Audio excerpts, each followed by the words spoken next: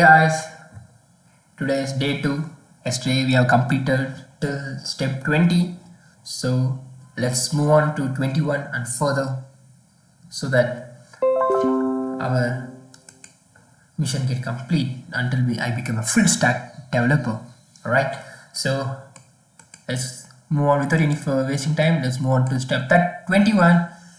Okay, that is using a list element. Okay, so list element to create items in the list. Here is an example. Okay, so we want to create a list similar to this format. Okay, so I can understand this. So let's create the two lists. So inside the unordered list we are creating a list, that is list with milk. Okay, first list is completed, and since the preview is too small, let's expand this preview and just put it in the right and just click there. So the preview is become just bigger so that we can view each size. So okay, and the line in the list 2, let's add, oh sorry, we should not add milk first of all, we should add cat new, and in this 2 we should add laser pointer. So let's close the list and we should add the list. You can see when I put a list, oh my god, my battery is just down. Wait a second, let's continue in a while.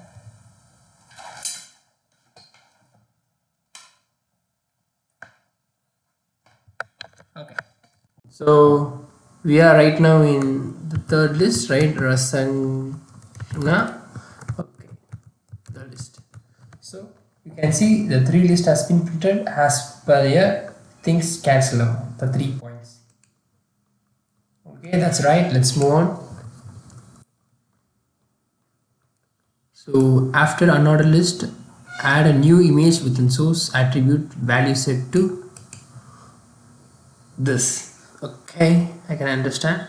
So you want to create this image after this list. Okay, so let's create an image within source this, and let's have an alternate text, alt equal to, as they mentioned, a slice. Wait, I can just copy it, Control C, and just paste inside the alt. Okay, just close it. Let's check. Okay, yeah, the image has been loaded. That's fine. Let's go. Okay.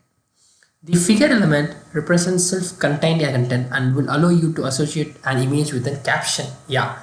In the preview section, first we can see the caption of an image, right? So let's give that. Next, the image added a figure element.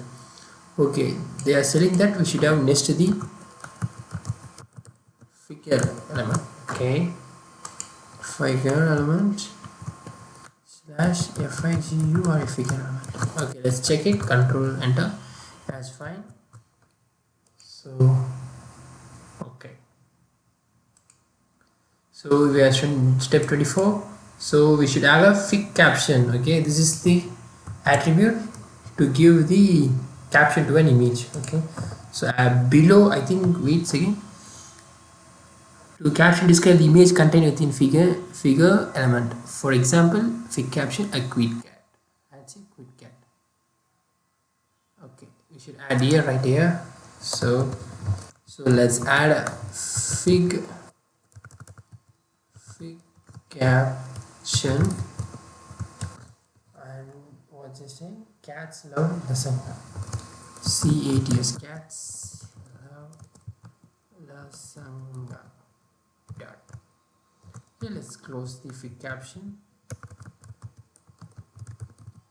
Okay, just enter. Okay, let's go fine.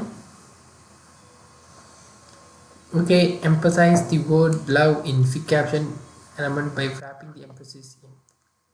Okay, we can see that the cat love lasagna has been placed under the image. So we should do the M. You know that M, right? So M is nothing but this used for like italics word. So for love, let's Control X.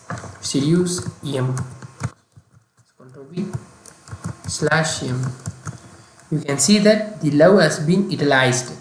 So this M tag is used for italics, converting a normal text to italic font.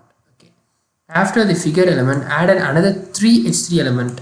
Sorry, H3 element with the text. Top 3 cat. Okay, let's copy this text sentence. After figure. Okay, let's after figure. Should create an H3 element. Just copy paste and close the H3 element. Okay, let's check. Control N. Yes, that's right. Let's go further. Okay, the code for an ordered list is similar to unordered list. Okay, just we will see ordered list, right? Yeah, but the list items ordered list are numbered when displayed. After a second section, element last h3, add an ordered list. Add an ordered list with the 3 items, that is they mentioned is FLEFIA treatment. Let's close this list and yeah, you can see that there is our live coding has been projected on this preview page, and then thunder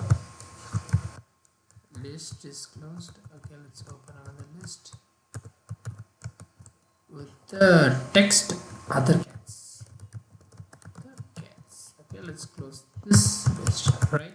So let's close our ordered list. Okay, you can see now these are unordered list, because you can see there is a bullet point, right? But here are ordered list where you have number order from 1 to 3. Okay, so you can also put like here, give an extra tip like type equal to capital I, right? Okay, you can see when I click, sorry it's wrong. Sorry, it says right, but you can see there is an I don't know the correct word for this. There's a capital I, right? This is a Roman number, I think so. So other similar to A, you can see that A, you can see ABCD. If I put capital A, you can see that's a capital ABC. So you can also customize this ordered list. Okay, so let's go move on. Okay, so after ordered list, add another figure element. Okay, we should want to add another element. Okay, so we should add a figure element, figu array figure slash figu array figure. Okay, that's right. Let's move on. Inside the figure element, you can just nest an image element with the source. Okay, the source has been provided. Just copy it, and we want to create an image with the source, quotation, paste. Okay, so yeah, so check your code. Yeah, that's right. Okay, I think yeah, the image has been loaded. You can see it in the preview page. Okay, to improve accessibility of an image, you added alt attribute. Okay, as I mentioned earlier, if image control, it provide a broken image. Okay, so to avoid that, to avoid the confusion to the user, let's give an alt text when the image can't load, like 5 cats looking around the field. Okay, dot. Okay, well, I can explain this by mismatching this. Okay, so you can see like my source has been wrong, there is an error, so there is a 5 cats looking around a field. You can see the alt text has been displayed. Okay, so when the source has been right, the image will be displayed, otherwise the alt tag will be displayed. Okay, so after the last image, add an fig caption. Okay, we are going to add a caption to this. Okay, so let's add a fig caption. Okay, so with the cats, hey, other cats. Okay, dot. Let's close this fig caption. Okay, the caption has been closed. So let's control N. Yeah, that's right. Just move on. Okay. Okay, so The strong element is used to indicate that some text of importance of urgency, right? So in the caption, you just added indicate that it is the strong importance of wrapping in strong. So we should add a strong. The strong elements is used to say the browser that's the important text, like that it highlights it into a bold. Okay, indicate the hate. So we should indicate this hate in a strong.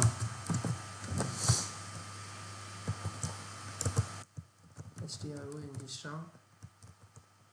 Control V hate. STRO in the strong.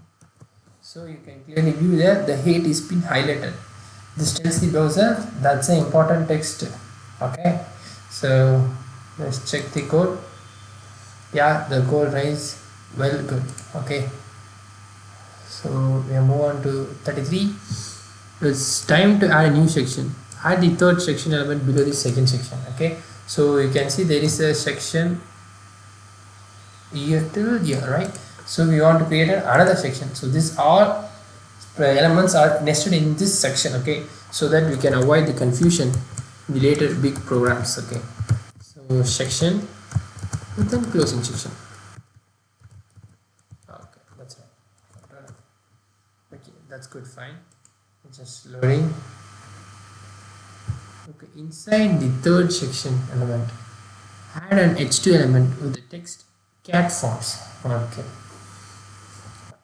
we should add an H2 element. H2 with the cat F1 form. Let's close this. Okay, so Control N. Okay, that goes fine. Now you will add a web from a form to collect information from the user. So after as we seen in the first video, so day 1, we want to create the form element for this cat photo app. Okay, so just we want to create a form element and just wait a second, close this form element. Okay, let's go. The action attribute indicates where the data should be sent. For example, form. Yeah, when a user enters any details in a form, you can see many forms, right? In this many website you see many forms. Okay, so these forms are used to get the information from the users. Okay, so people can view what's just entered by the users. So this programmers, we can understand what user has been entered. Okay, so wait a second. Okay, so let's give an action element, action equal to double quotation, and just copy this text, Control C and paste it. I think this is right. Yeah, that's right. So let's move on. Okay, the input element allows you to several ways to collect data from a web form, like image elements, input elements, or self-closing. So we have seen only one self-closing element, right? That is the image. So similar to image, we have another many things are there. So there is a thing like input also. Okay, so in the form there is a must field called input. So we often use this input. Okay, so we should miss this input. So we have input nested. So just enter. So there are many kinds of inputs. Yeah, we have many types of inputs. So create a text field. They are asking to create a text field. Okay, so when I put input, there is a blank. We can enter anything, right? As you can see that a variable, a number, and character of any stuff can be added. Okay, so to avoid this, we can add you can put like this. Okay, so when type equal to number, so okay, you can see I am just typing the ABCD alphabets, but you can't displaying the characters are not displaying, but these numbers are displaying. So we can force the users to put the correct value in the correct input box. Okay, so but they are telling to enter the text, so the text has been entered, type So yeah, that's right. Okay, just move on. Okay. Okay, shall we read this question? In order for form data to be accessed by the location specified in the action attribute, you must give the text field a name and assign the value to represent data and submit it. For example, input type name. Okay, the name. We should give a name for the every input. You can ask why, and this will not be displayed in this preview page, but still you should give the name, because when we move to the next high level programming like JavaScript, we can use this name to modify or to get value from the user from the web page itself. Okay, so let's give the name as cat photo, right? So yeah, that's right. So let's click. Yeah, that's right. Okay.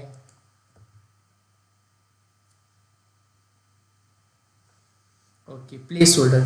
Yeah, you see many placeholder. Okay, so placeholder is the stuff that unknown coder, like some people can't understand what to write, what must be right inside the box, right? So you can see this is the blank box. So we can't. Why I don't know what to write. I should write my name or what the field. So the placeholder helps me a lot, right? Let's me explain with this placeholder. Cat photo URL. Okay, let's copy it. So you can see I use the attribute placeholder, which is equal to this, copy paste. So yeah, this cat photo URL has been just seen in this cat photo URL. So it's just a placeholder. When I click on this and when I start entering any number or a variable or any text, you can see like I start with G. So when I enter something, it just vanishes, right? So this is the help of the placeholder. Helps many users, new users, to know what we want to insert. Okay, so right now in this page we want to insert a cat photo URL. Helps to know what must be added to the user. Okay. Okay. To prevent a user from submitting your form when it required information is missing, you need to add the required attribute to input. Okay, so simple, they are telling this required. Okay, the required is must. Okay, some, if you are a programmer, you should think that these fields are mandatory, right? So like entering your mobile number, your name, your addresses for any app that requires locations, some anything, right? So this, if you want the user to compulsorily write or get the input from the user, so we must use the required. Okay, so you can see required simply. So check your code. So we can't see anything. It's mean that this input, you can now see that this input must be required, so must be entered. So without entering we can't proceed further. Okay. Okay, use button element to create a clickable button. For example, click here, right? So we are going to create a button element. So add a button. You can see many buttons. It's just a box. Okay, like this. See, it's a button. So when I click button, you see the please fill out this field. So because this what's telling is, since we put required, this must be filled. So we can't further go further. So why this message has been coming is, it's automatically thinks that this button is a submit button. So it's not a submit button, but still when we put type equal to submit and let's close this button. Let's see what's happened. I think this code is wrong. Yeah, your element text should be submit. You either omitted the text. Alright, so I should write submit, right? So yeah, something I write here, you can see that has been in this button. Okay, so right now I can see the submit. So I check my code. Yeah, that's right. Okay, so even though you added your button below the text, they is appear next to each other on the page. Yeah, the button and the URL just next each to the page appears next each That's because both input button are inline element. Okay, inline element. First, you want to know there are three types of element, right? So inline element and block. Sorry, two types of element: inline element and block element, right? So and inline and block element, that's similar to the inline. So I'm mainly focused when you're a beginner. You want to know two, that is inline, block. Okay, inline elements are stuff that you can see. There are two elements. This is a button element and this is an input element, right? So but they are two are printed on the same line.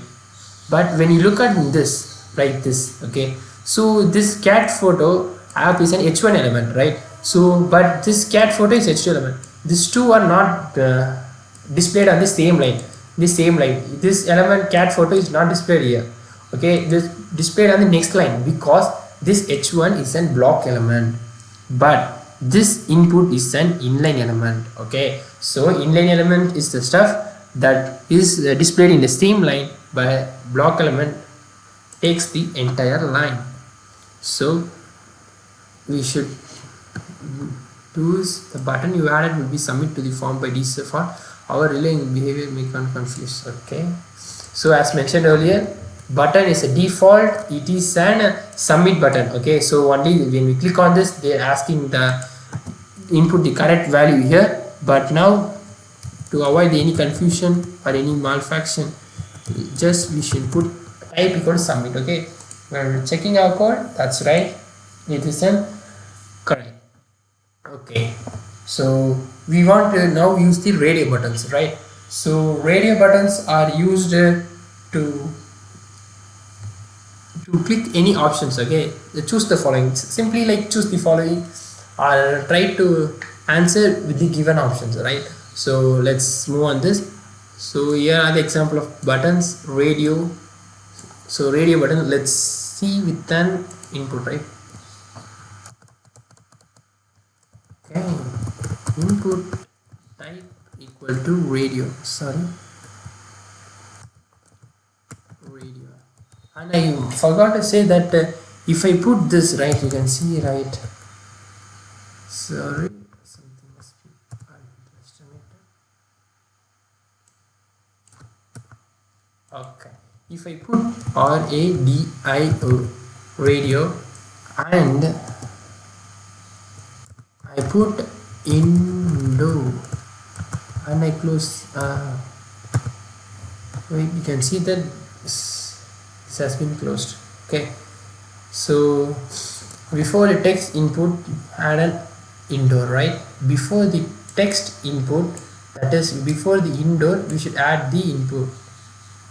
Okay, so you can see here I put the all stuff in the capital letter, but here I put in lower cases. What is the difference in uppercase and lowercase in HTML? Means there is no difference. The upper HTML and CSS both are not and case sensitive. Okay, so if I put the enter, it says right, and if I put the radio in the smaller, it says right. Okay, so both are of same meaning. Okay, it is not and case sensitive. Unless we move on to JavaScripts and the other high level languages, it is and case sensitive, where there is a difference between capital H and small h, right? So yeah, so let's go to the 45th, label element. So you can see simply writing indoor in the line doesn't make any sense, right? So we want to give any name. There is, you can see clearly, but here, but when we see in this code, it looks not nice, right?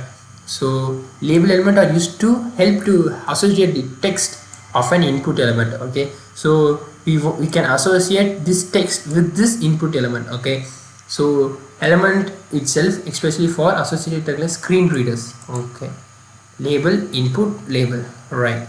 So we can create this label for this. Control X, let's create a label and wait, Control V, enter. Let's close the label. I think this is right. Yeah, that's right. Okay, you can see there is nothing has changed in this window, but still you can see that will be work on the back side of the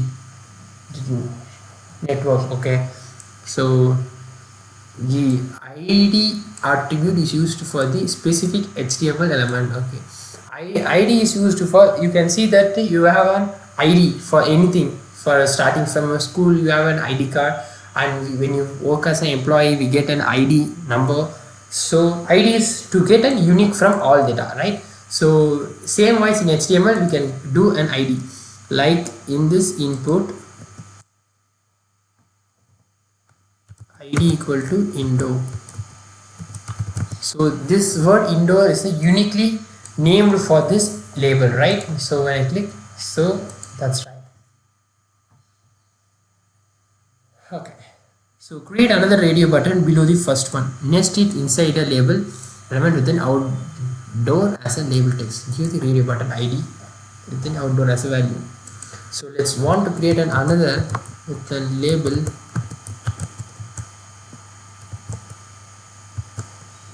Okay, sorry. Okay, so nest inside with a label with an outdate. Wait, create another radio button below the first one. Nest inside the label element with the outdate as a label of text. I think this is right. I don't know, not for sure. So input and id equal to outdoor, right? So type equal to radio, and outdoor, right? Sorry, there's two, right? Two. Let's close the label. As I mentioned, there is a problem. The label text for a new radio button must be exactly outdoor, capitalized. That is, you should write in capital. Control enter. Yeah, that's right. We are going in, move on in the same good phase. Notice that both radio button can be selected at the same time. Let's check whether that will be good. Yeah.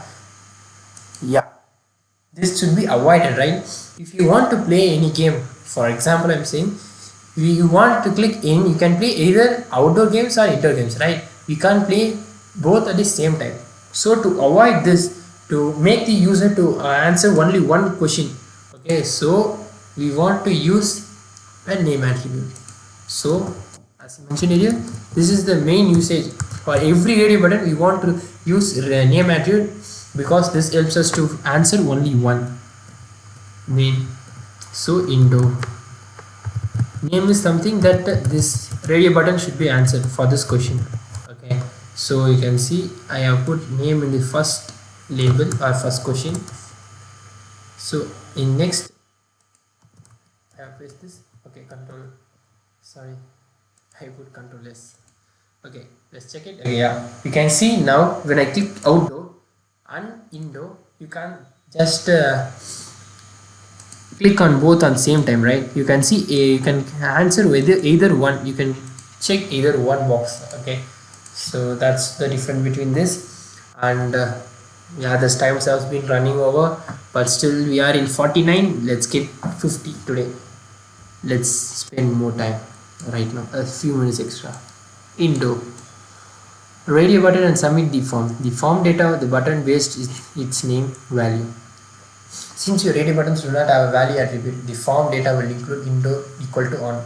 Okay, you are saying the only one thing, that is, this is something you can visualize, right? So but in original website, when you click on submit, right, this all data must be go to their server or their database, right? So when looking on that, they get a no answer, because this in the coding section there is no value attribute. So value attribute says what is the value that it contains. Okay, so we should add the value that's the same as the id attribute. Okay, so wait, so I can add a value, so where this radio button has a value which is indoor, and this has a value of outdoor.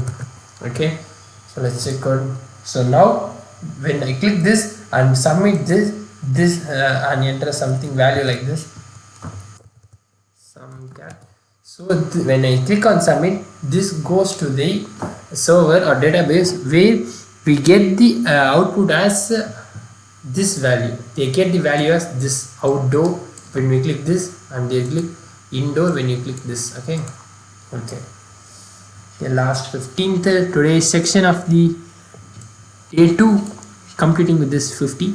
So the field set, okay, field set used to is a block element. Yeah, as I mentioned earlier, these are the inline elements, and block elements are h1, paragraph, and all the stuff. Okay, so meaning they appear in a new line. Next, the indoor and outdoor radio button within the field set, and don't forget to indent the radio button. We should have next the field set. Okay,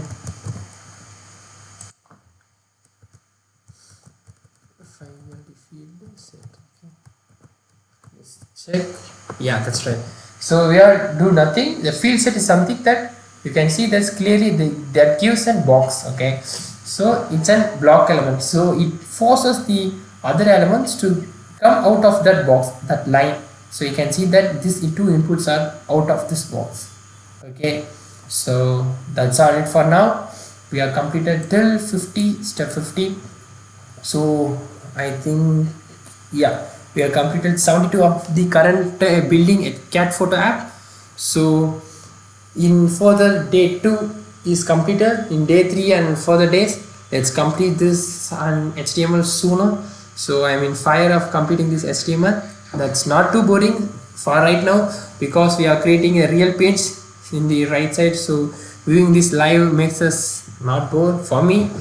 So yeah, just keep supporting, just subscribe to my channel. If you have any doubts or anything, just comment it below, and if you like the video, just like it. Enjoy coding, keep coding.